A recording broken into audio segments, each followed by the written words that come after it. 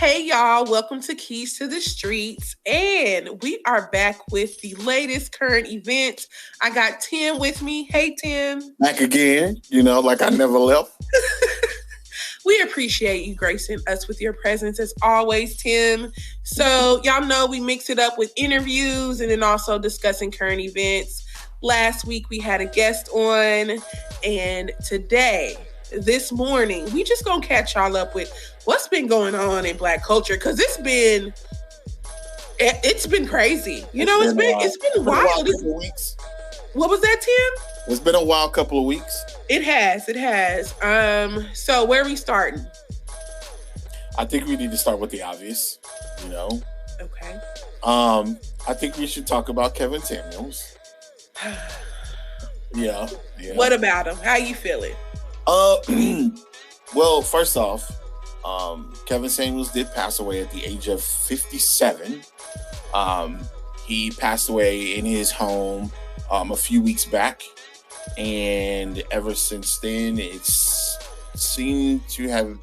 seems to be a weird mix of, things happening. I don't necessarily know how I feel about it.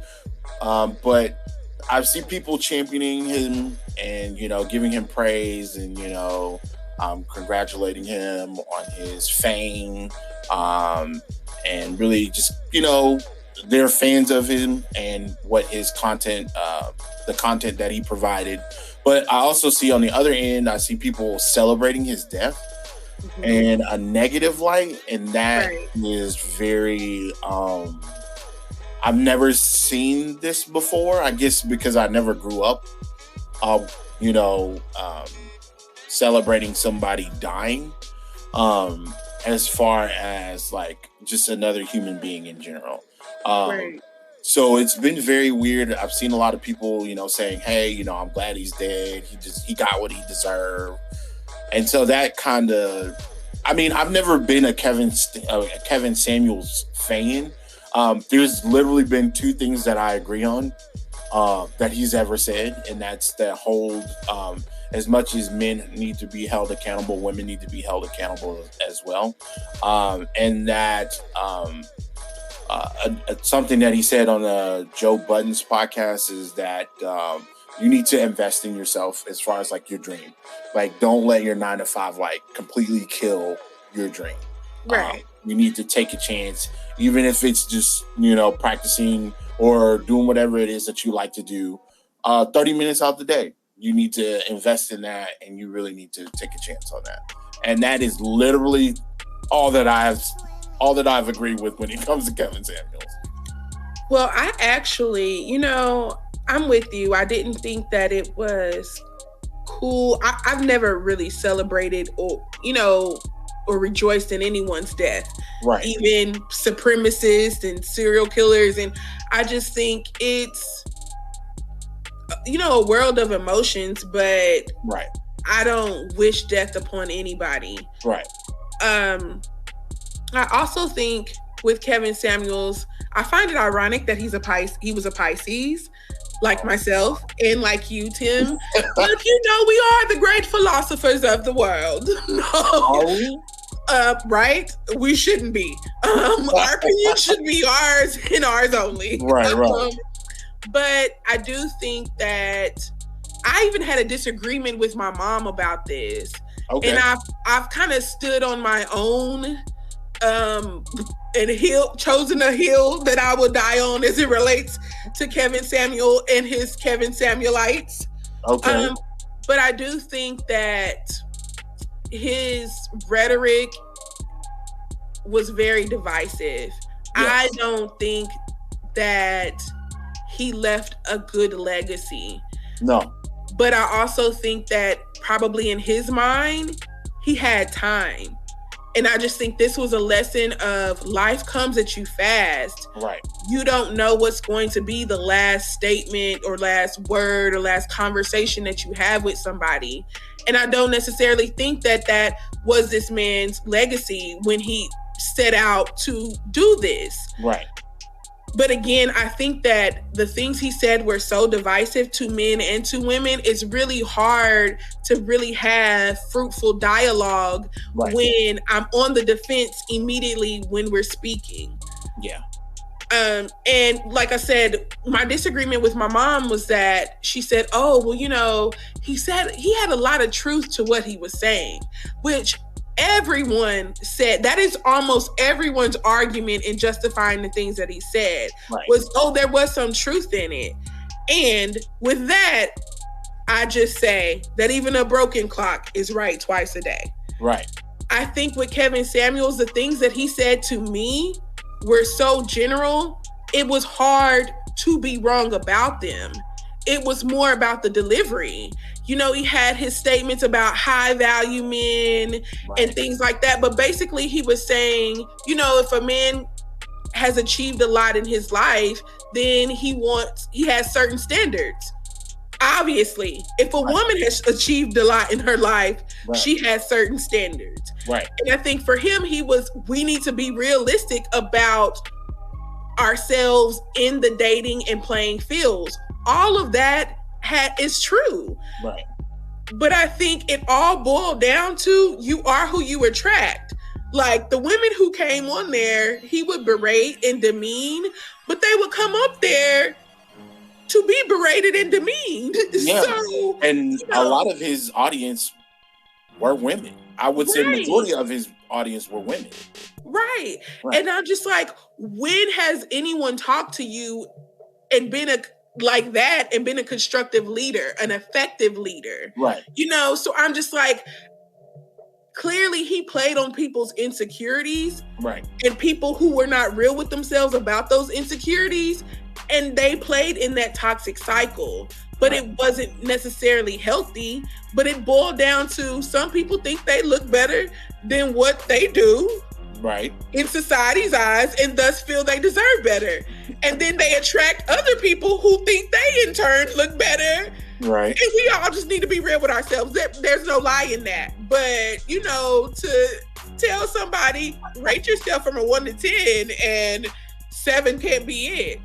I just think that it wasn't necessarily helpful, constructive criticism that was really effective in the community. Yeah. Could he level with men? Could he level with women? Absolutely.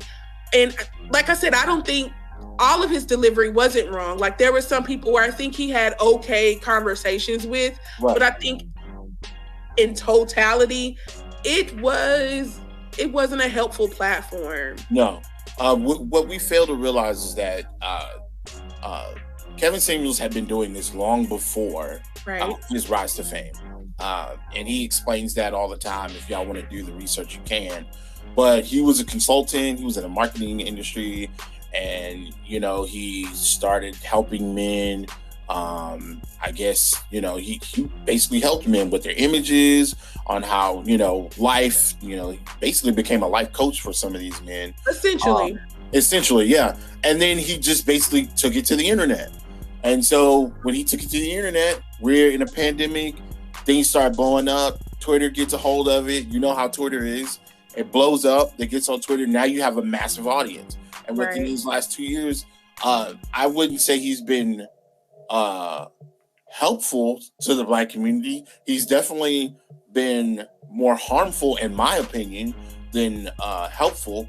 But like you said, you don't really know when you're gonna go. His last, do you know what his last video was? What he said that went viral? So the Monday before he passed, he basically said, if you're 35, you have a kid, you're 35 and you have a kid, like you're washed. Like you. He said like you're considered a leftover women or something. Yeah, you're leftovers. You're right.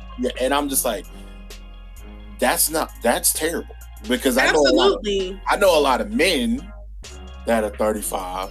They're taking care of their kids. Are they considered the same? Like where does this lie? Right. And I think also, it's like you said, that's not necessarily constructive dialogue, but the irony in it all to me was that he died while, engaging in an act with a woman who was not Black. Now, that might not be a big thing, of course, and it's not. Like, interracial relationships, whatever, love who you love. And however, your platform, what was that? And she was healthy. She was a thicker woman, which is fine. I'm a bigger woman, but at the same time, he has talked about women. I remember women's weight. That was a big thing. You're right. And so I do find it ironic that you were with, you know, a non-Black, heavier set woman. Right. And so, and then not only that, his family started a GoFundMe because he had no life insurance and they wanted to give him a proper burial. So I just find it ironic that he built a platform saying you need to be a man who earns this amount of money to attract this kind of woman. And apparently he didn't have $1,000 to his name. And so I'm like, you built a platform telling these men and women they weren't good enough for somebody that you actually weren't, you know? Right. And I just think we got to be careful when we put people on a pedestal, when we label people leaders in our community. Like, do your research. This was essentially a Derek Jackson again, a Dr. Umar again. It's like, we have too much information at our fingertips and that's accessible to us for us to not vet these people that we immediately label leaders and, you know, continue spout the rhetoric and the things that they say. Right. So yeah, it's still very weird. Like there's been a little time that passed, but it's still very weird because he is still very much a topic and a subject. Right. And I see men still, you know, reciting him. And it's just odd to me because I'm like, this was y'all leader. And that man was never my leader. You're right. Never. And that's why I said I see some men. But yeah, you know, I think it is what it is. Like I said, it comes down to being aware of what your legacy is and what you leave behind and the seeds that you are planting to be sown and reaped. And, you know, so it's just an unfortunate situation, I think, for everyone around. And for the community, honestly. So, but what we got up next? Kendrick Lamar. It's the morale and the big steppers. Yeah, buddy. K-Dot has just dropped his album after 5 years, a 5-year hiatus. How did you feel about it, Tim? Okay, so I'm gonna get a lot of slander for this. And so the Kendrick Lamar guys, like if you're a Kendrick Lamar stan, then hey, I'm sorry. Kendrick Lamar is not my favorite rapper. Okay, let me be very clear. Kendrick Lamar is a great rapper. He is one of the greatest rappers. I will give him that. However, his style of rapping, where he utilizes his voice as an instrument, is not my cup of tea when it comes to listening to somebody that has a message and a meaning within his songs. Mm-hmm. So his changing cadence, pitch, some of that stuff drives me away from his music. Now, there are a couple of tracks on the album that I did like, but which one that kind of stands out to me, and from what I'm seeing, a lot of people do like this song, is We Cry Together. And We Cry Together seems like a song of perspective of a couple arguing. It gives a lot of baby boy fight scene, and I'm not necessarily for that song. Matter of fact, that song makes me feel a kind of way. I'm not in the mindset to listen to that type of song. That is not what I want to hear in my life right now. We all got stuff going on, and whether it be social media, whether it be your relationships with your parents, whether it be relationships and anxieties and things of that nature, work, all of that stuff plays a part in how people feel right now. And it's like, it's kind of been put in our face with COVID. So for me, that song was like a no-go. but there were songs that I did like. Of course, the Heart Part 5 came out before the album came out. And I've always liked the Heart because it's usually just him rapping. And I think it's a really, really good album. I wouldn't consider it his best album. Of course, I'm always going to stick with Good Kid, Mad City as his best piece of work. My favorite song of Kendrick Lamar's is actually The Recipe, which is not, it's just talking about California and how, like, when I think of California, I think of The Recipe. Also has Dr. Dre, who took a long hiatus and didn't rap on anything and decided that he wanted to jump on this Kendrick Lamar track. So that kind of, there's two right. He jumped on it because Kendrick Lamar wrote the verse for Dr. Dre. If you listen to it, well, it makes sense. Yeah, if you listen to his verse, then it's like, but you listen to it in Kendrick Lamar's voice, you're like, oh my God, this is just another Kendrick Lamar verse. Well, I like that song. Okay, that's my favorite. No, and I'm not saying it's a bad song at all. But you just said that, you know, Dr. Dre came back from a hiatus. I'm like, yeah, because he wasn't rapping. Same way Ice Cube used to write his verses. He had to come up with somebody hot. Had to, you know, drop a hot 16 for him. Yeah. Well, hey, I appreciated Kendrick for that. But yeah, I mean, in totality, it's a damn good album. There's some stuff. N95 is probably my favorite song on that album. Really? I like N95. Like N95, and then the visuals came out a couple of days ago. I watched the video, and it just kind of took it to another level. I do like the fact that there's Baby Keem all over this album. I do like Baby Keem. I'm a big Baby Keem fan. Oh my God, that kid is good, man. Like I really like how I just like his deliverance. I like how he raps. I like it.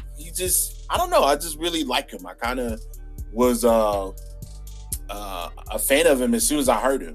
So I didn't expect Kodak to be on this album at all. Mm-hmm. But then he went and got Kodak, and I'm just like, all right, you know what I'm saying? That was just, I wasn't ready for that, you know? So right. outside of We Cry Together, I think everything else is pretty solid. Gotcha.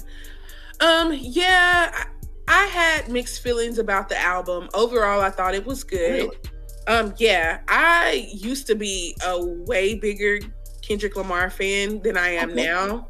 I think for me, but this is my relationship with every artist, so to speak. I love an artist in their ascent, in their grind, when they're really hungry as they're up and coming. That's the A&R key in me. Right. So I loved his projects, but I think my favorite one was his first one, was Section 80. And I think for me... Okay, yeah, I forgot about Section 80. Section 80 came out when I was in college. I was studying marketing, but I was also studying sociology. Right. And so I was learning a lot about cultures and how we as a people form our cultures and form our traditions. And so Section 80 was such a statement piece to me because it talked about 80s babies, the young 80s babies, the 85s, 86, through 89, and us being on that last end of the crack epidemic of, the food stamp babies. It just really had a whole different perspective that I hadn't heard yet from somebody our age or in our class. And so for me, that is what solidified that respect for me with Kendrick Lamar. But I would consider Kendrick Lamar a conscious rapper. And the same sentiments that I have for every conscious rapper is usually, the same. Right. It's that conscious rappers shrink their audience over time. I think Kendrick Lamar is one anomaly in that he hasn't and probably has grown his audience. But most conscious rappers always rap with this arrogance as if they're smarter than their audience. And it gets really, really preachy. And it's a fine line with that. And so I'm always like, if you gonna rap like you think you better than me, go be a preacher. Otherwise, be a rapper, And that was my biggest issue with Wale. Wale would rap, and in a verse, he gonna send you to a village that only his family knows in Nigeria. Right. In the first verse. And then in the second verse, he gonna tell you why you stupid because you didn't know the village. And then walk you through the scavenger hunt that was the first verse. I don't like that. You think J. Cole does that? I think J. Cole and Kendrick Lamar are the most similar and conscious rappers in that they toe that line really well. That they stay close enough to that line of consciousness, but also trendy, trap, and also being able to touch and stay involved with that other side of rap, with the non-conscious rap. Right. And I also want to say with conscious rappers, I always say they rap as if they think they're better than the trap rappers.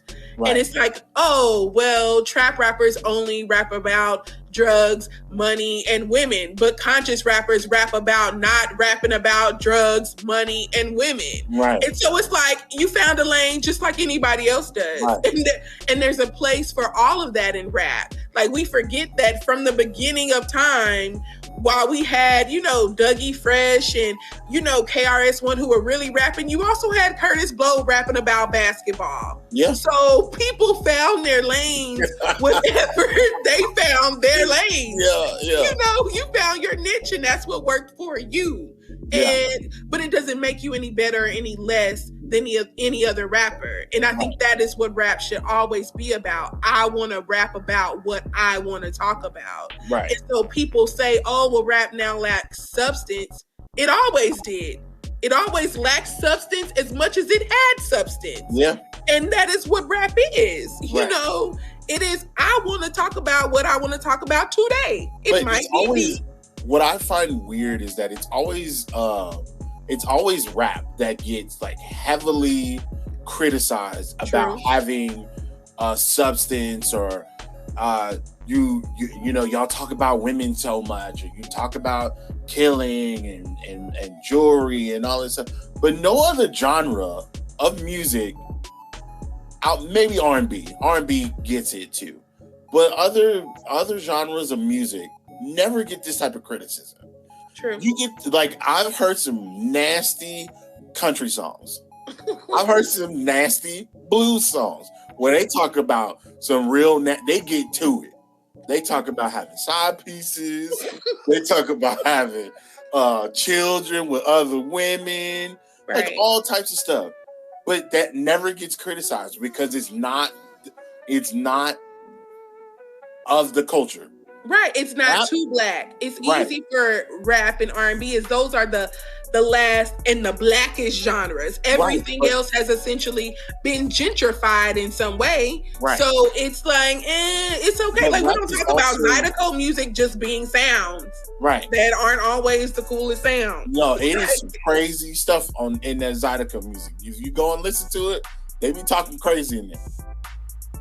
So, but I also think that comes because rap is the biggest and most. Right. It's everywhere. You can't. True. Your kids are gonna hear it in their video games.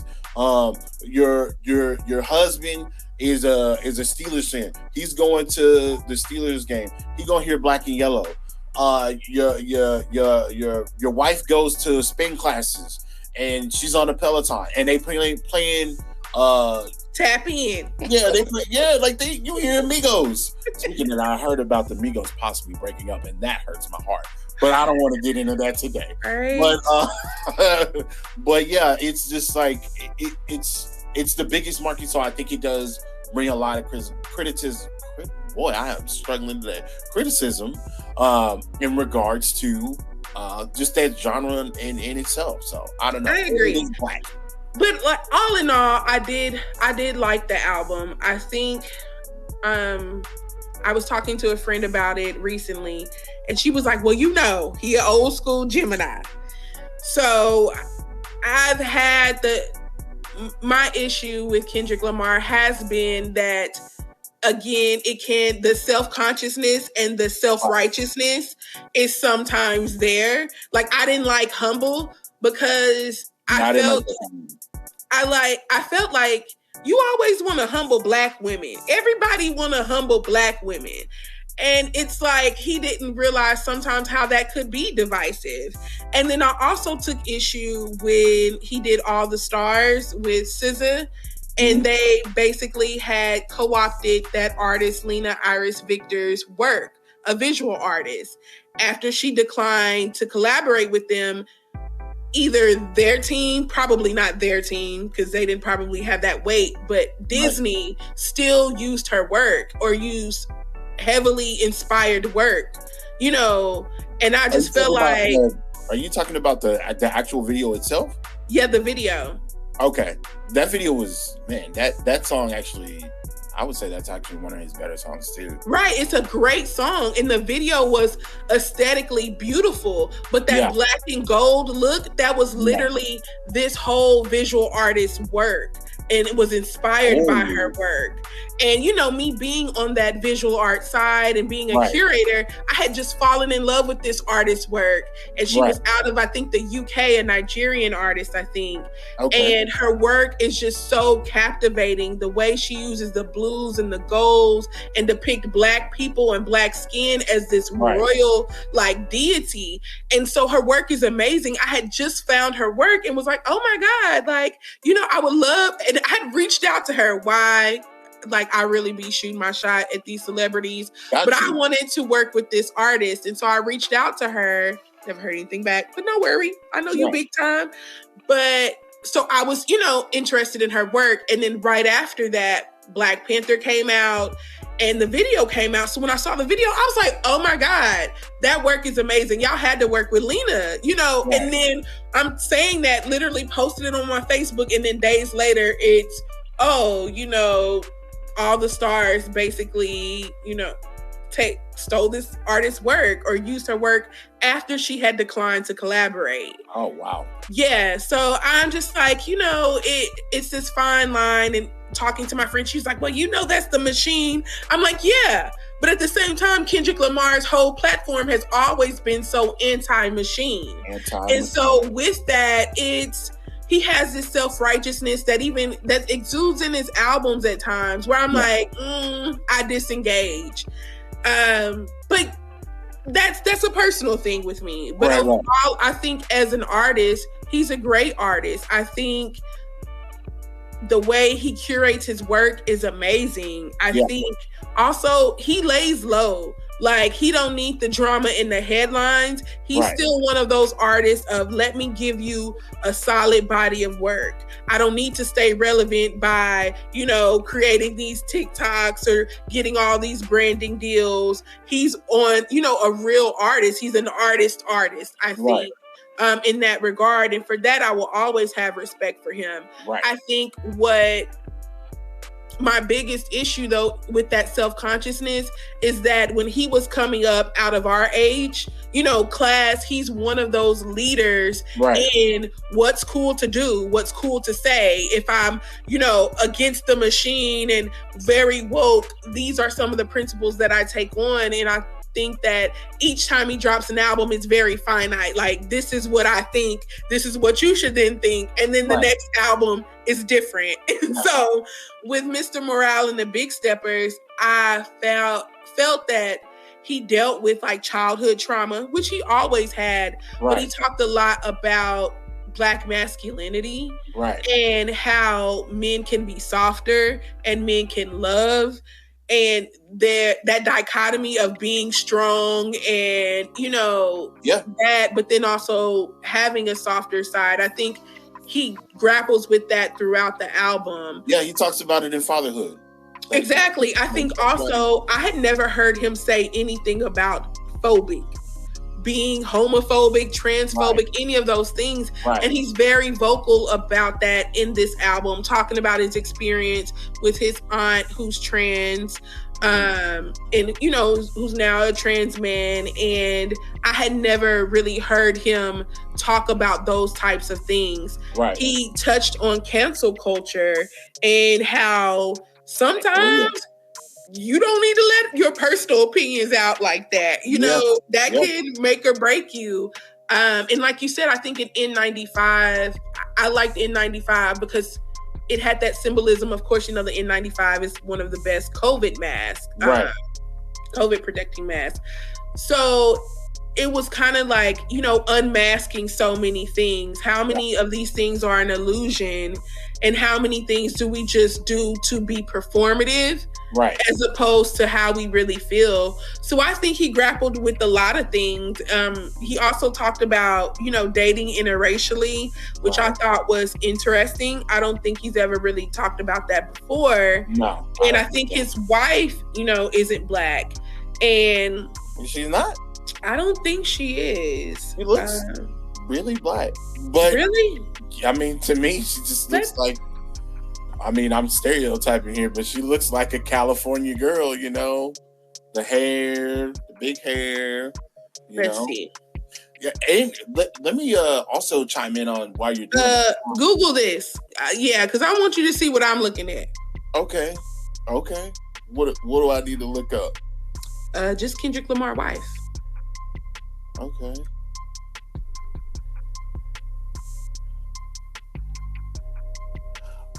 Oh. Okay.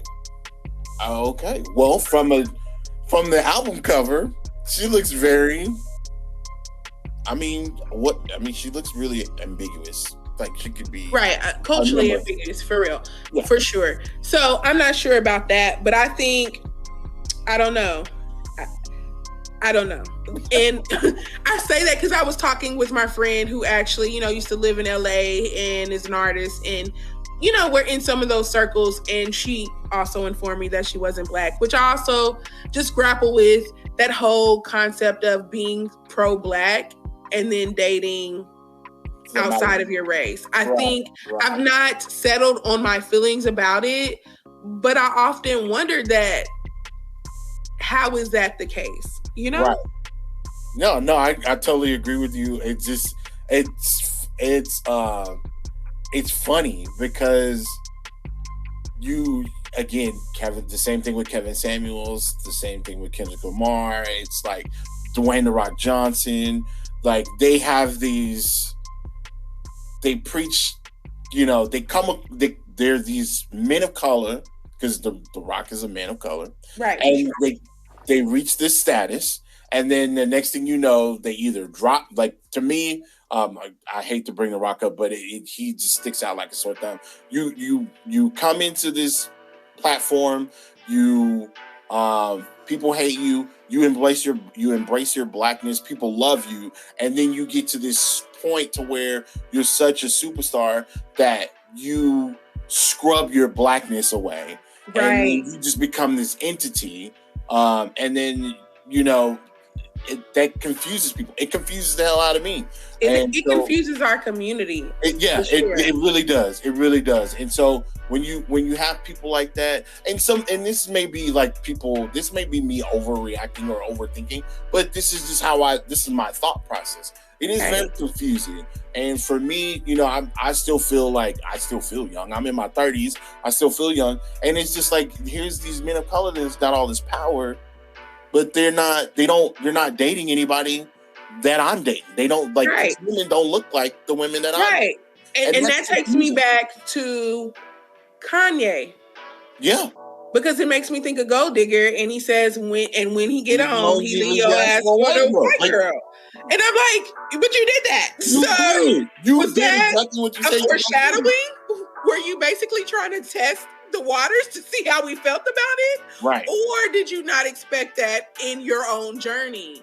And even with Kanye, it enraged me, because I don't care who you date. Love who you love. But what enraged me about the situation was that when he and Kim started going through the divorce, and he started saying that she was keeping his children from him, then he kind of turned to the Black community and was like, they always do this to the Black men. And I'm like, you're not talking to Black women, are you? No, you can't do that, brother. You can't do that, brother. You got to leave that alone. Because it's like, for silence on that one. What do we do with that? How do you expect us to feel? Because these are your decisions, and that's your decision, and we support it. But don't try and walk it back now, and then think you're going to get that support from the community. And I think I said it earlier in the earlier episode. I just want to know who his PR team is, because working in PR, Kanye, the way they were able to do that for his project to drop, you know, his documentary to drop right as that was happening. Like, you had black women mad, and then black women see Yo Mama, Miss Donda West, and then see the love she has for you, and then you redeem yourself, which is hard. Like, I mean, people who get quote unquote canceled, Kanye hasn't been canceled, but people who've gotten canceled in the past, it's like this timeline of, you know, acknowledgement. So first you acknowledge you were wrong, then you apologize, like, then it's your apology tour. Yeah. Then you go around apologizing. Right. And then, you know, well, wait, first you lose all your opportunities. Like, people just start snatching brand deals, sponsorships. Then you acknowledge what you did wrong. Then you go on your apology tour.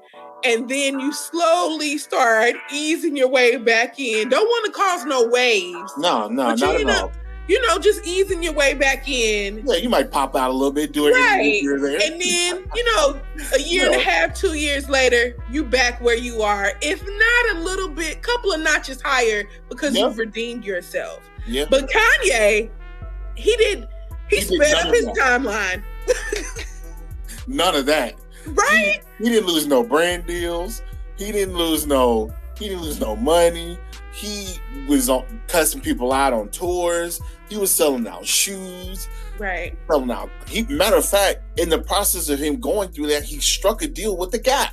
Exactly. And for me, that's my issue sometimes with the conscious rapper, because they don't realize the levity and the weight that they have. That this community, a lot of times these young men looking for leaders will automatically co-sign whatever you say. So when Kanye wanted a video vixen type, you know, woman, then it was cool to be with an exotic woman. You know, then it's, now we back on black women, you know, and so I'm like, we have to be careful with that as leaders in what we say. And Kendrick Lamar, when I hear a lot of his stuff, I'm like, like back in the day when I heard Damn, I'm like, this is a Hotep album. Like, this is the Hoteps. Right. You know, and then I'm like, the things that I hear in this album now, a lot of the things are like rhetoric that I heard from Hebrew Israelites. Right. And so I'm just like, there's a lot of biblical terminology in this album. And each time he makes an album, it's like, this is what you should be thinking. Right. And then the next album is kind of like, well, I've matured a little bit. Right. And I get that. I'm like, everybody's on their journey and no one is woke. Right. Everyone, it comes at your own time. But I think in kind of being more open to that and allowing that to be stated in the work that you do, I think it bodes better for the community, because people are literally looking for a leader all the time in our community. And so it's so easy to be a Kevin Samuels. It's so easy to be the next Kevin Samuels, because there's going to be another one. Right. People aren't necessarily independent thinking, or, you know. Right. But all in all, I do think the album is good. I do think We Cry Together was very, very triggering. Yeah. Very triggering. I've never been in a situation like that, but I definitely don't want to hear it. I've definitely been in a situation like that. But you out of it now. That's all that matters. Absolutely. And when I heard it, I don't want to hear that rhetoric. I just don't. Right. And when I heard it with Slim, I was like, yeah, it's so harmful. Yeah, it sounds like old man get off my lawn, but I just don't want to hear no shit like that. Right. Excuse me. I don't want to. But at the same time, it's like I say, you know, I feel like it's a little hypocritical with like Kendrick Lamar, but then I'm also singing Glorilla FNF. So let me, please, before you listen to anything I say. Oh my God. And when I watched the video, I was like, I know I would be the pregnant girl over there singing it. How you singing you single and about 8 months pregnant? I'm like, and as I was listening to the song, I paused it to call Slim. I said, who am I? How are you singing this song for the summer? Yeah. The Hot Girl single album anthem, and I called my boyfriend, what you doing? You eat? So please don't make me your leader. I am nobody's leader. Yeah, we talk about Kendrick Lamar, and then I turn around and go and listen to Young Thug. Oh man! Young Thug. Speaking of Thugger. Hey man, listen. Young Thug and Gunna were arrested on RICO charges in the state of Georgia. This is a state case, not federal. However, there have been, if I'm not mistaken, 28 different counts of illegal activity, including a murder. No, there were 28 different people who were picked up. Oh, excuse me. I think it was like an 80-page to 100-page document on all of the counts and allegations. Well, yeah. Okay. Excuse me. However, which one of those things was a murder. And they have been watching him for how long? 10 years? 8 years? It was a while. It was a long time. Something about this feels real fishy. Yeah. I feel like the DA, who is a black woman, is trying to make a statement, which I'm no lawyer, so I'm not gonna go into this. Like, I don't know, like, I know it, but I don't want to get in there and misquote something or use the wrong legal jargon. I don't want to do that. And so, like, it just, from the outside looking in, something don't seem right. It seems real fishy. I mean, Young Thug is, like, as much as, in which they plan on using his music as a weapon in this case. There's been so much stuff that Young Thug has done for his community that it's just like, they're going to take this man away from their community. Whether he's done good or bad, they're going to take this man away. And I hope to God that he's got everything in line as far as financials. Right. I hope Gunna, I don't know if he's out or not, out on bond or not. No, he didn't go on. Right. Okay. So I just hope that the legal and the money side financially, I hope his family is straight, because federal and state convictions are very, very high. And the only person in my lifetime that I know that has beaten something like this is whack Tekashi 6ix9ine. That's the only person I know that has beaten a RICO charge. Like, it's unheard of. It doesn't happen. It's just not a thing that happens. And so I feel like if Tekashi's gonna beat him, then Thug is not. And that's just how I feel about that situation. Yeah, I definitely have mixed feelings about it. I have a lot of mixed feelings about this situation. I am a Young Thug and a Gunna fan. I'm a hard Thugger fan. You know I am. And I've spent time in Atlanta. I've worked with people who have worked with Gunna and Young Thug. Right. And it's just an unfortunate situation. I think that these men grow up in different environments, and sometimes very, very harsh environments. Very. And they make the most out of the situation that they can. That doesn't necessarily mean that they follow the American code or the penal code or, anything like that. But I can't, deny their success and the things that they've achieved against a lot of odds. Mm-hmm. I know that some of the indictment includes, alleged rivalry beef with YFN Lucci and his team.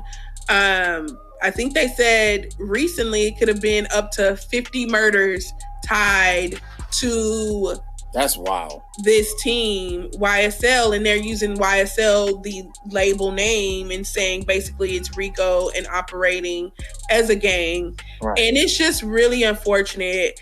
I think for me, my biggest issue is with American consumerism. Yeah. And not even us consumers. I mean, us consumers, but more so these huge labels.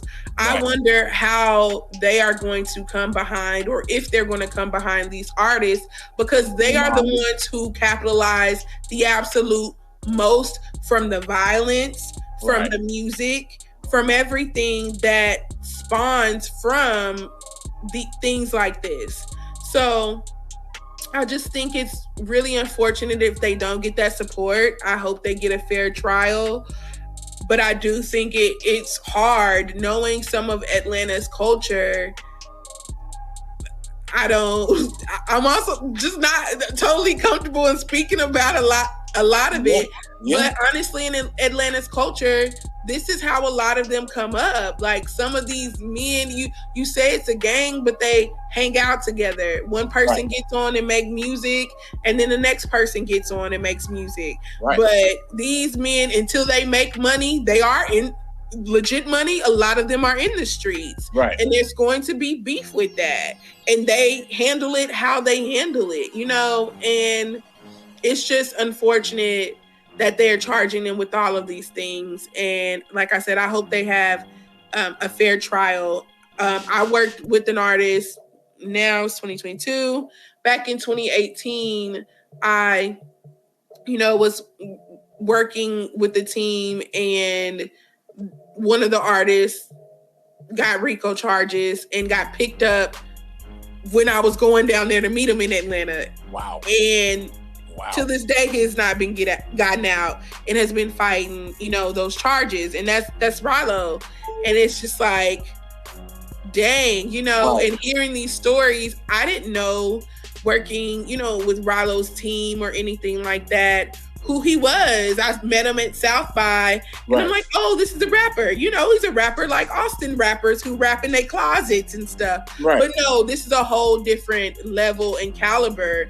And they essentially refer to Rallo as like young Nino, like a Nino Brown. Oh, wow. And he allegedly had sold, I think it was like $12 million in heroin in 1 year. And like he had apartment complexes and owned all of these things at like the age 23, so it's just, they have different lives and different codes. And we also don't know everyone's culture. Atlanta is a huge melting pot, and specifically of the diaspora. And I think we forget that a lot of times. Like someone joked and was like, oh, I didn't know Young Thug was thugging like that because he wore dresses. What? What is your point? I'm sorry. Please let me know when you make a point. Because for one, Young Thug has Haitian ties and I think is Haitian. And we have to understand some of these people come from third world countries or in our first generation Americans. However well they have assimilated into Black culture, they still have different traditions and culture. And in certain places in Haiti, again, third world country, it's a totally different code. Like you are literally fighting for your life and survival at times. And so I think you can't, just because a man seems flamboyant or where's bright colors don't mean nothing at all, And I remember my first trip to Atlanta, I went to a Waffle House because, you're supposed to go to a Waffle House in Atlanta. Don't do that. If you in Louisiana, if you in New Orleans, you go to a Popeyes. It's supposed to happen, So you got to go to a Waffle House. We went to a Waffle House. It was really late. I think we were over there by like Clark Atlanta or some school. And it was just too busy. And it was too many people and too many young people. I know I'm an old auntie. But I was like, nah, it was too rowdy here. So we left. And we went to another Waffle House. I think it was off of like Piedmont. And it was a nice, clean Waffle House. And it was only about, 8 or 9 people in there. Me and my 2 friends, we go get, a table in the back. We get a table in the back. It's only one table behind us. The table behind us had a gay male couple sitting behind us. And we're sitting there. No one's come to take our order. And I get to ear hustling. And they're talking and they're like, well, what do you like to do here? And, how long have you lived here? And blah, blah, blah. So I'm like, oh, that's They're on cute. a date. They're on the first date, So I'm like, that's cute. I love it. Right. So still waiting to take get my order taken. So talking to my friends casually, but it's also really late and we're a little inebriated. So ain't nobody saying a whole lot of nothing. We just like, can we eat, please? So, the couple is behind us and one gets up and walks to the restroom. And as one walks to the restroom, I see this car pull up, and it's a car of like 4 men that they get out. Okay. And one comes to stand by the door. And one is standing by the door, and we can see them outside, talking. One gets, pretty animated, hands going up in the air, whatever. And we still, don't know what's going on. Like, I'm just looking around.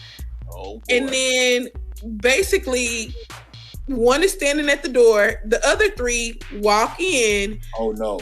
And one sits at the table with the guy behind us. One, like I said, one has already gone to the restroom. So he's sitting at the table and he's like, how do you know so-and-so?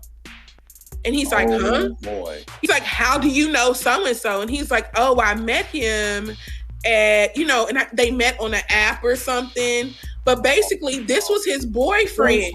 Yeah, buddy. Confronting him.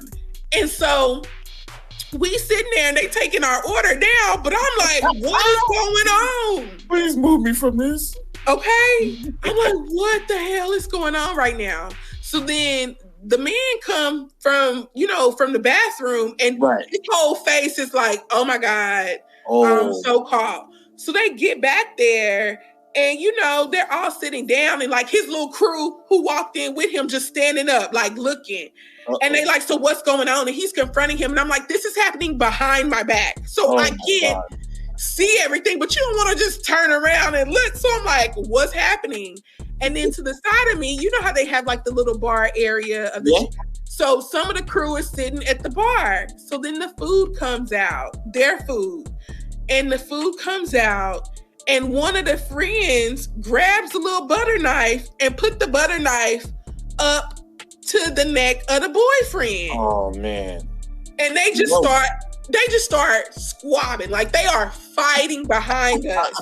And I was sitting here like, here I was thinking the other Waffle House was too rowdy, and they fighting. Turned up with 5 people in this building. We just get up and step away, but like the security guard, which now I realize why security guards be at Waffle Houses. Yeah. They was fighting hard, but it's like 4 or 5 guys. So the security guard tried to break it up.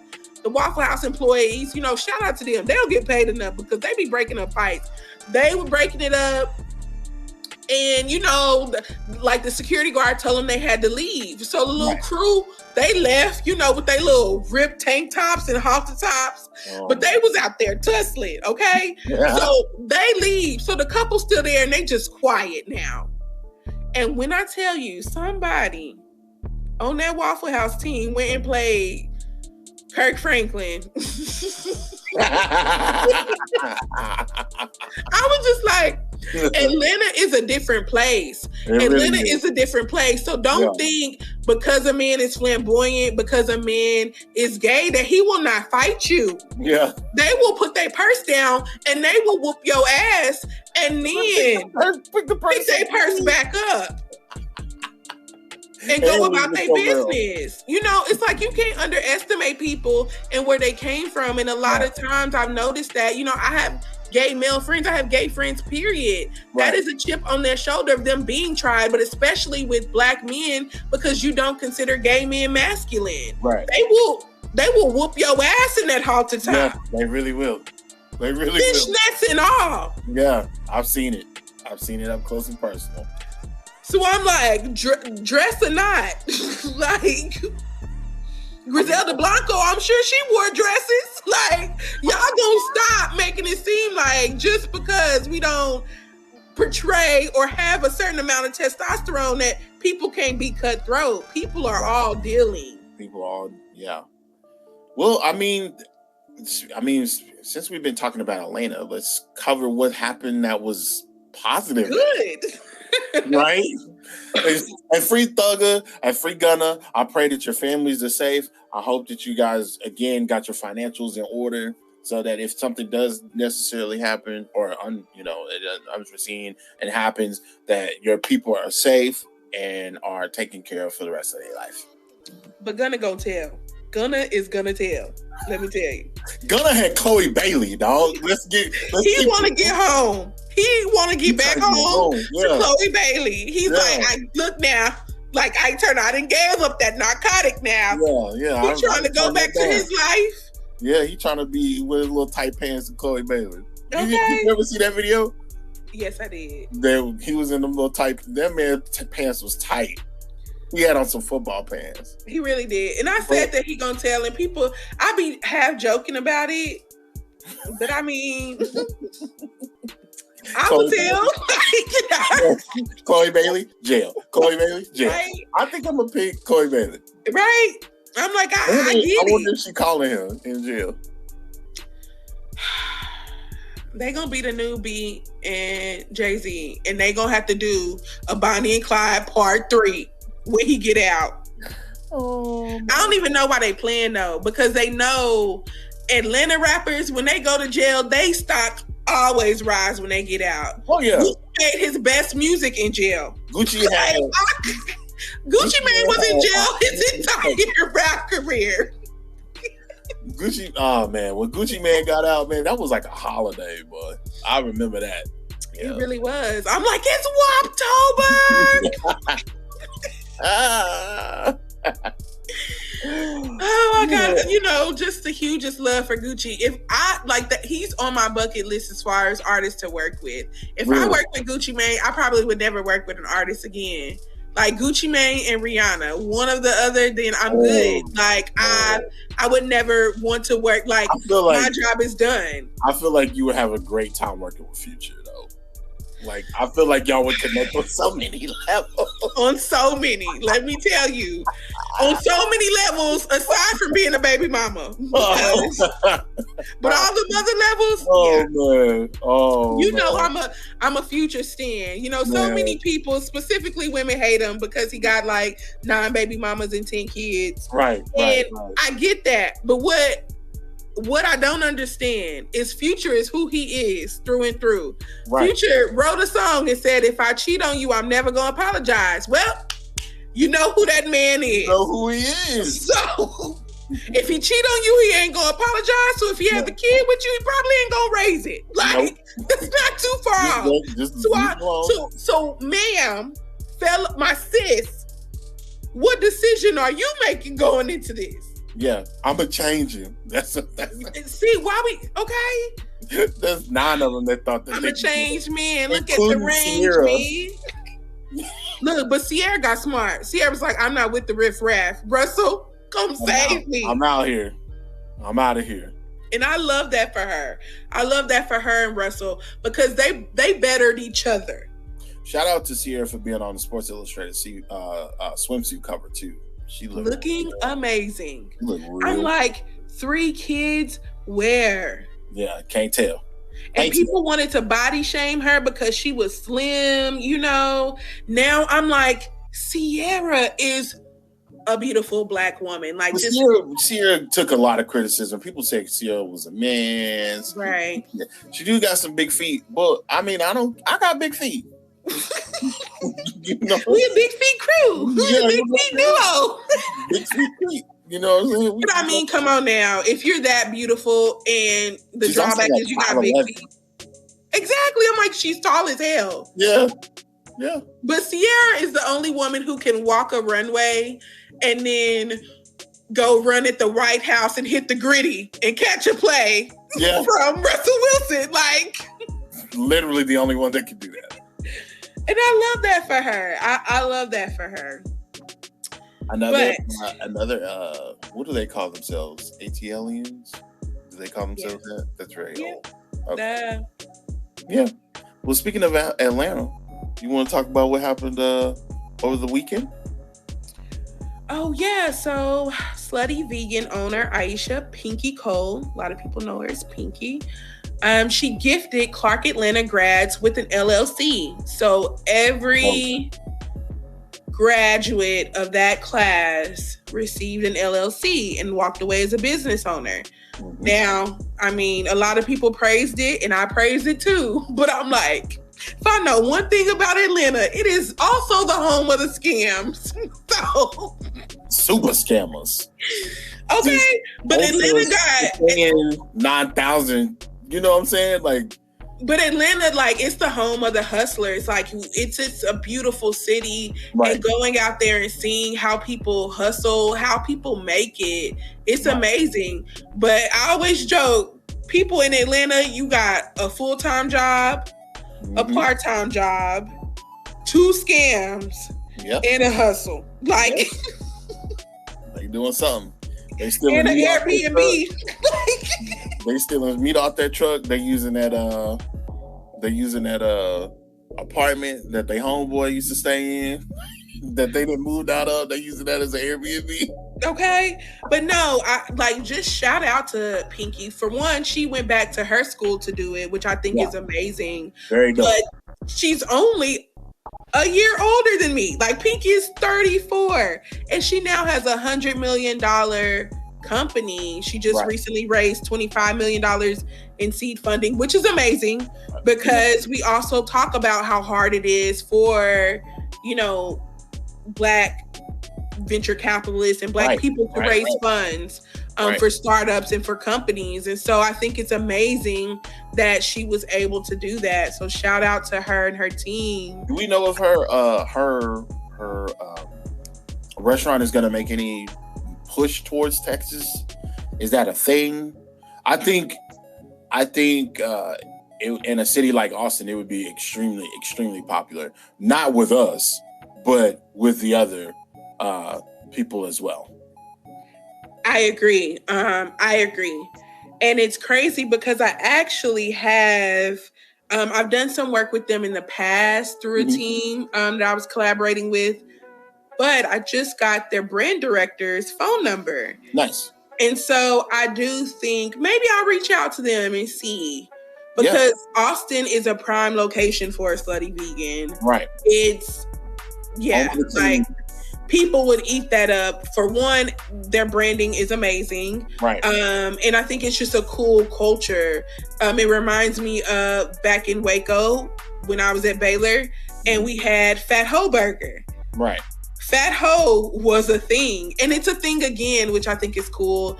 They have a food truck now. When I first went there or encountered it, I don't even know what to explain that was. It was like a house that we was picking up burgers in. Like, it didn't even have no front of house. It had like a clothesline with sheets over it that hid the stove. And I don't even think it was an industrial stove. Like, it was a kitchen. It's just like a regular house. I promise you, if I'm like, it was too many people who went with me. Like, shout out to Baylor and my college classmates, because they're the only ones who can prove that I'm not lying. It was like a kitchen stove, for real. And I think, they had like the super duper Fat Ho. The Fat Ho, like, which was the original one. The original. Like, they had a sloppy hole. Like, it was just, and I don't know why we really wanted, like, it was so fun, but they got shut down real quick, probably because of health codes and everything else. They weren't running the proper, they probably didn't have the proper stuff that they needed to run around. Right. But it was a thing, and it was a moment. Right. And now, they have their food truck, which is really popular all over again. Okay. And I think they have a new owner. So, yeah, and they're actually going to be in Soul Food Truck Fest in June next month. That's what's up. Yeah, I reached out to them, was like, hey, come on down here, because we miss y'all. Right. And yeah, they were real cool about it. So, yeah, they should be in Food Truck Fest. So, shout out to Slutty Vegan and the Fat Hoes. Right. And everything in between it. That original Fat Ho was real. Oh, wow. Well, there you go. But now we're sad. You got to get the highs and the lows. Got to get the highs. Right. Story of our lives. Right. The Buffalo, New York massacre. Jesus. So, okay. So, to be fair. First, I like to have a brief moment of silence for everyone affected by that, which is essentially everyone. Thank you for that moment of silence, Tim. And shout out to the friends and families. We hope, we wish y'all the absolute best during this time. Yeah, most definitely. It's just, I can't imagine. I can't imagine what those people are going through right now. Yeah,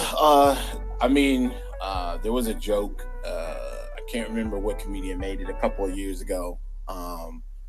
But he basically said, "Hey, we're in the house. We're locked in our houses, and we can't get out. But on the brighter side, there is no mass shootings." And when I saw the joke and heard the joke, I chuckled, but at the same time, I was like, "Damn, this guy's really right." You know what I mean? Like behind that joke being funny, it was a gut punch because not only did we have a mass shooting in Buffalo, we also had one in Houston. We had one in Milwaukee. We had one at a Taiwanese church. We had 5 mass shootings between the time of that shooting and the end of the weekend. And it's unfortunate. This one was hit home because unlike other mass shootings, like this one didn't really get the type of coverage from news outlets that I thought it should have gotten until days later. Same. The gentleman, I don't want to give him his, I don't want to put his name out there. If you want to look it up, you're more than welcome to, because this man is a terrorist and he should be treated as one, in my opinion. But he decided that he wanted to go and shoot up a market. I forget the name of the market. But he killed 10, 11 people. One was a security guard. It was engaged in gunfire. However, this terrorist had on ballistic armor that you probably can only get from the military. And an AR-15. And an AR-15 with the N-word scratched on the barrel of the gun. That is upsetting. He's alive. Which a lot of people is just like how is a kid with an AR-15, military armor and gone around and killing folks? How is he still alive? It's very upsetting. And I just feel like he's gonna get whatever. Like he'll be in jail, but who knows how long. We really just don't know. The thing is like we've been in this situation before. Dylan Roof is the first one that comes to mind. He shot up a church and they took him to Burger King to get food. Like what? Like how is that even possible? But it's I don't know. I just, when I think about it, it just makes me angry because it's like, this isn't an older man. This is an 18-year-old. So this stuff is still being taught. And it makes me realize like we're never, maybe 2 or 3 generations from now, but in my lifetime, it ain't going nowhere because it continues to happen and it's getting taught to younger and younger and younger generations. And I think, with what's online, what's on TV, what's at the fingertips of people at an even younger age, they're exposed to so much more. I don't know. I just think we can't just be Black and live like that. That's crazy, and it's a fear that I think is attempting to be instilled in us. Yeah. In a way of like, We have no refuge. You can come in our homes, knock, get the wrong house, shoot us in our sleep. You can go inside churches, and shoot us in our places, our sanctuaries. And then we can't even purchase groceries to feed our family without fearing for our lives. Right. And that's hard. That is a hard pill to swallow. And someone asked me about it. And I don't really talk about a whole lot of stuff like this. I don't post a lot of it on my social media just because I think we get enough of that. And I don't like to feel like I'm sensationalizing it. And people are a lot of times desensitized to Black death anyway. Right. And it's triggering when people say insensitive things about us. And I just don't engage. But someone asked me, how I felt about it. And I thought long and hard. And honestly, I didn't think that long.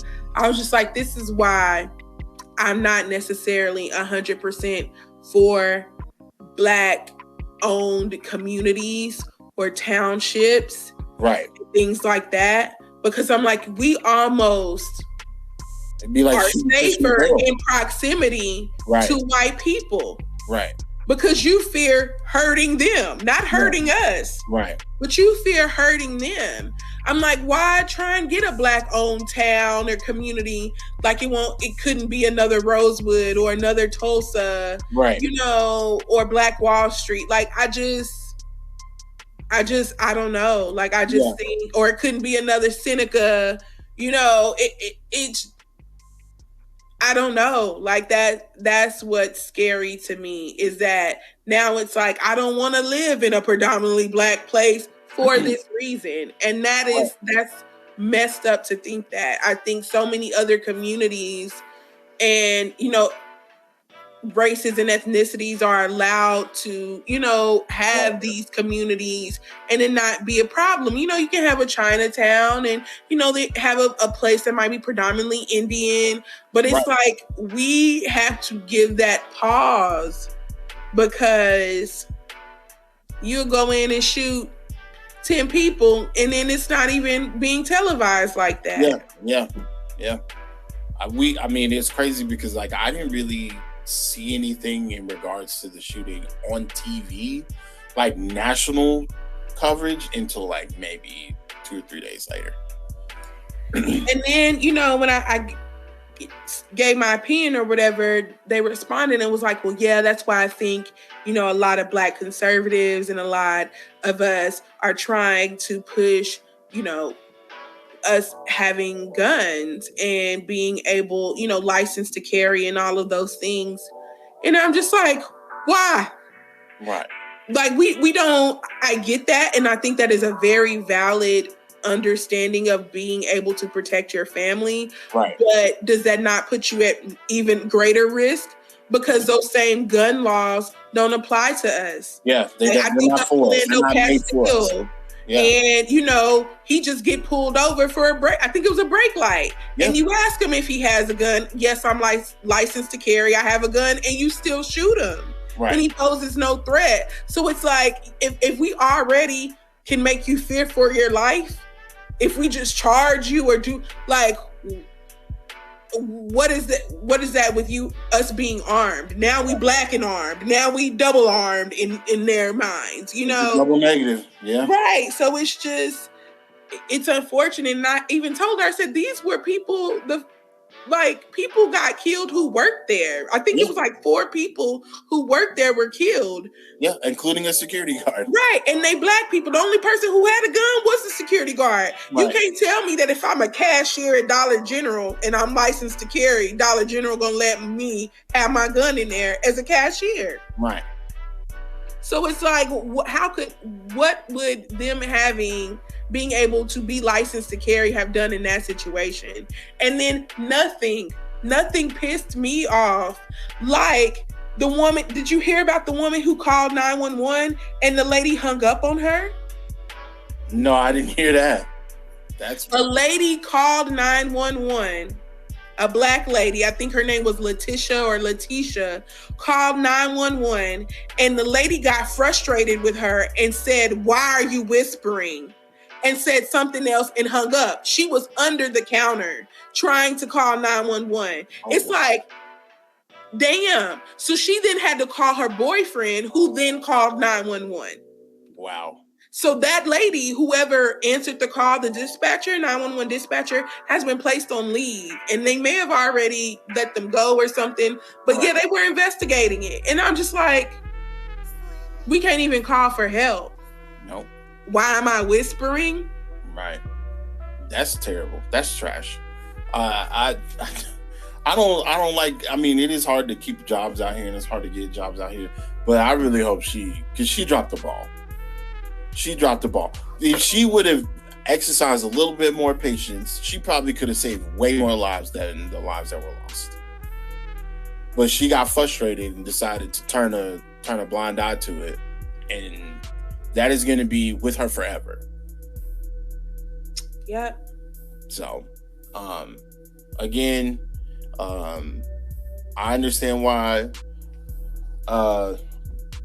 we deal with a lot. We already black. That's one thing. That was one thing my mom always said. My mom always told me, and still tells me to this day, you're black. You're bigger than a lot of these kids. You're bigger than a lot of these men out here. So you're going to pose. People are going to always look at you as a threat because of just your sheer size. You're taller than most people, and you're a black man. And that was just something that I had to deal with as a kid, because a lot of men didn't know that I was a 13-year-old boy and I was 5'6" or 5'7", 180 pounds or whatever the case may be. So like, yeah, I've dealt with this my whole life. Still gonna deal with it. If I have a kid or a child, they're gonna have to deal with it. It just seems like a never-ending cycle. And that's the sad part. That's the most frustrating part out of the whole. Yeah. And I didn't mention, but we're supposed to exercise patience. We're the ones that are supposed to exercise. We're supposed to be the proactive ones, but we can't even, like you said, we can't even be in our own space. We can't even be in a church. Exactly. And it's, I spoke about the Black-owned communities and townships because that part of the area was a predominantly Black community. Right. And this man was 200 miles away from his home. Right. So he specifically chose a predominantly Black area as a target. Yeah. And that was that, because I'm like, I may not have, given that context, but I'm like, that's what really, I'm just like, because I've considered, I've considered, moving to Atlanta and Houston and Baton Rouge, but those are areas that have a predominantly Black area. And I've thought about moving there because they are predominantly Black. I've had a life, as an Army brat and living in Austin for 20 years. I've had a life of it being very, and I quote, diverse, and being in situations where I'm definitely the minority. Right. As far as numbers and representation. 7% of Blacks that live in Austin. Right. And so I thought about giving my kids a different experience. And I was talking to a client recently and she's like, I often wonder if my parents, because they moved me to a predominantly white neighborhood to go to a better school, if that was the best decision for, because you can stress education and, you can pick up the slack and everything in a place that living where it looks like you. Right. But what is that person's experience going there and not really having anybody that looks like them? Right. It goes back, I think, to the nature versus nurture. And I've even questioned that as far as, me attending Baylor and meeting so many people who went to HBCUs. Right. I think it was a very different experience. All of my network, for the most part, still are my Black friends that I had even at Baylor. And so I went because I'm like, I'm studying business. It's not going to be a lot of Black women in business. At the time, I wanted to be a sports agent. So I'm like, I got to be comfortable being the minority and taking up space there. And so, yeah, I think, that was a benefit, but I also wonder how much farther would I've gotten just learning and being immersed around people who looked like me. Right. That's all. I mean, you can always go back and get your master's. Yeah, I consider it. But yeah, the U.S. government ain't getting no more of my money. Outside of the IRS. Outside of my taxes. Oh, man. Baylor costs way too much, so. I mean, they got, you can go on down there to HT. They have an adult program. You can do it online. Texas Southern has an online program now that you can utilize. You can go to Texas Southern. Clark Atlanta. Maybe I'll go to Morris Brown. I thought about it. I thought about Morris Brown got accredited again. I wouldn't do they back? But no, I'm so glad. Yeah, they got their accreditation. So that's really cool. Right? Yeah. Shout out to Morris Brown, TSU, the TSU Tigers, Texas Southern University. Okay, because TSU is also Tennessee State, and they serious about that. Yeah, Tennessee State. Yeah. Wah, wah. Okay, wah, wah, wah. But no, shout out to all the HBCUs. And yeah, now I'm in my feelings, so I want to end it on that note as far as, Buffalo, New York. And I hate it, so cliche, no thoughts and prayers. Yeah. I'm really just wondering when we gonna get our reparations, because man, I wish I knew. I wish I knew. The only thing that I can really, really wish for now is that I'm just hoping that I'm alive to see it. Yeah. I don't even have to be. I want us to just, I wanted to get past performing the performative things. Right. That's what I want to get past, and so, yeah, that's really like, let's put y'all money where y'all mouth is. If we can fund Ukraine 30 billion fighting over there in 2 days, they got 30 how billion. Can we not fund the communities that and the people we have wronged in this country? And I think America will continue to be in the state that it's in until it really acknowledges some of the wrongs that it's done to a lot of people. Yeah. And there's a lot of scrubbing going on. I just want absolutely. And I know we said we was going to end, but I don't know if you know Jeff Jenkins. He is over Chubby Diaries on Instagram, and he basically is a bigger man who has created a platform of traveling as a bigger man, Black man, and the experience, and it's amazing. And he just got he's from Austin. He was a music teacher. I think it's from Fort Lauderdale, but lived in Austin and has been based in Austin for a while, and was a teacher before he started this platform that has been very lucrative for him. But he just got a National Geographic show. Oh, wow. Right. And then, I was reading it, and National Geographic is coming out with just like some new shows. Right. And it's a lot of shows, like they're doing a lot of Black shows. That's what's up. One of the shows they're going to be doing is going to feature Christian Cooper, which you may not know Christian Cooper. I didn't remember his name, but as soon as I saw his face, I said, I remember this guy. Christian Cooper was the guy in Central Park in New York who was the bird watcher, and the white lady with the dog who just got really abrasive with him and aggressive with him, and then tried to say that he was attacking her. And he was like, I'm just a bird watcher. I wasn't doing anything. You remember? They canceled the lady. They took her dog. She lost her job. Yes, but it's like they do that, and then you never hear anything else. What happened to this man who was accused, who was minding his business? So to see National Geographic give him a show on bird watching, I'm like, that's amazing. That's really cool. Yeah. So yeah, I'm sorry, but I just couldn't end it on that sad note, because I'm gonna always celebrate us we gonna always overcome. We gonna always figure it out because it's in our culture. And I think that's why it intimidates so many people. Right. Because I think the partying song for today should be Kendrick Lamar's "All Right." We can do that. I did really slam Kendrick Lamar like I wasn't a fan, and I am a fan. That is one of his greatest songs ever. I like that. All right.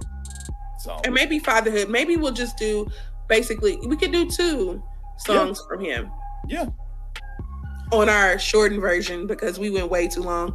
So I'm going to be hella mad to edit this. But thank you, love. Love you, love. Thank you. I'll let you do all that lovey-dovey stuff. On that note, we just want to thank y'all for continuing to tune in and support and to send your feedback to make the show better. We love the ideas, and I always appreciate Tim coming in with solid advice and perspective from the male species, as confused as they may be. I be confused all the time. No, I'm just messing. But yes, we'd like to thank y'all as always for tuning in to Keys in the Streets, or Keys to the Streets. Yep. Because that's the name. Yeah. Thank y'all. You be in the streets though. I do, but I'm giving up this street life. Let me tell you. Ain't nothing in the streets but RICO charges. You. On that note. You got it good. Wash your hands. COVID cases on the rise. Wear your mask and have a good one. Okay, N95.